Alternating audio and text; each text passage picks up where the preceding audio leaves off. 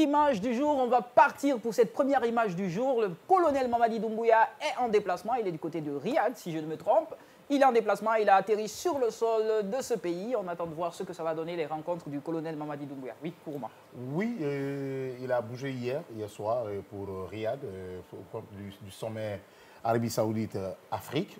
Et je crois, comme tu l'as si bien dit, c'est une très belle opportunité quand même pour la Guinée, comme d'ailleurs, chaque fois que ce sommet est organisé, la Guinée est toujours invitée. Et vous savez qu'il y a une relation diplomatique et de fraternité entre l'Arabie Saoudite et la Guinée. Ça, c'est depuis la Première République. Et il y a eu beaucoup plus d'échanges entre ces deux États. Et ça continue. On peut dire qu'il a la confiance de la communauté internationale parce qu'il y a beaucoup d'invitations, les Nations Unies, Riyad, c'est un président qui se déplace aujourd'hui. Contrairement à ses autres homologues de transition, il se déplace beaucoup. Non, finalement, il faut négocier avec les gens. Il faut aller de belle avec les gens. Il faut savoir poser les jalons du développement avec les gens. Quand on a confiance en toi, il ne s'agit pas de faire beaucoup plus d'arrogance, comme ils avaient commencé au début. À chaque fois qu'on maintenant, ils ne sont pas arrogants. Non, mais non, attends, ceux qui doivent t'apporter de l'argent de soutien, si tu commences à te taper la poitrine qui était souverain, ben on te laisse dans ta souveraineté avec tes mots. Non, mais je crois qu'ils l'ont compris, ils ont peut-être rectifié les tirs. Et je crois que c'est ce qui a valu beaucoup plus ces invitations à l'extérieur du pays, les États-Unis. Et là, voilà aussi qu'ils sortent un peu du pays pour aller vers Riyad, pour quand même renouer un bon contact. Et il faut savoir aussi que l'Arabie Saoudite a beaucoup besoin aussi de la Guinée parce que en quoi ils ont besoin de Non, mais attention, nous avons les mines. Hein, nous avons les mines et vous savez aujourd'hui que l'Arabie Saoudite est en train de sortir autrement, est en train d'ouvrir le pays vers d'autres horizons. Avant, c'était le pétrole. Vous savez aujourd'hui que l'Arabie Saoudite, c'est la culture, c'est le tourisme. Oui, non. On en a aussi, si je ne me trompe. Bon, c'est entre griffes, hein, c'est entre griffes parce que depuis là, on parle de pétrole, mais jusqu'à présent, on ne sait pas où notre pipeline se trouve et jusqu'à présent. Mais moi, je pense aujourd'hui l'Arabie Saoudite est dans l'optique d'ouvrir le pays. C'était beaucoup plus déjà le pétrole et ils étaient campés sur le pétrole et un peu le tourisme, surtout lors des pèlerinages. Mais vous avez vu qu'ils sont intéressés maintenant au football et dans beaucoup plus de trucs.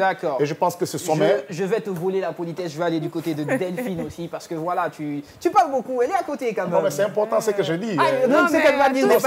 Elle peut soutenir aussi. Je ne sais pas si tu as remarqué, mais dès que ça parle du gouvernement, du président de la transition, Kourouma ne tarit jamais de mots. Hein.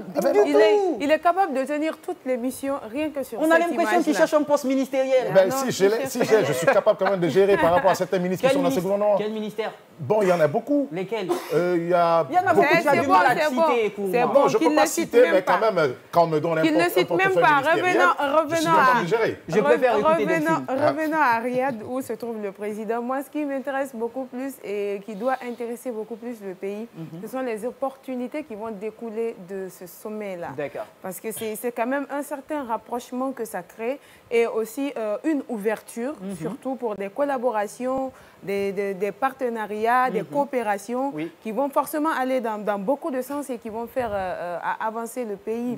Et surtout, l'Arabie Saoudite, c'est quand même pas une petite pointure et ça serait pas mal du tout que le pays commence déjà à tisser vraiment... Il n'y a pas de souci, ce n'est pas une petite pointure. D'ailleurs, de ce côté, on nous apprend qu'il y a un accord de 75 millions de dollars qui a été déjà signé par le colonel Mamadi Doumbouya et l'État d'Arabie Saoudite. C'est pour la construction d'un hôpital aux normes internationales du côté de Koya. C'est quand même bien.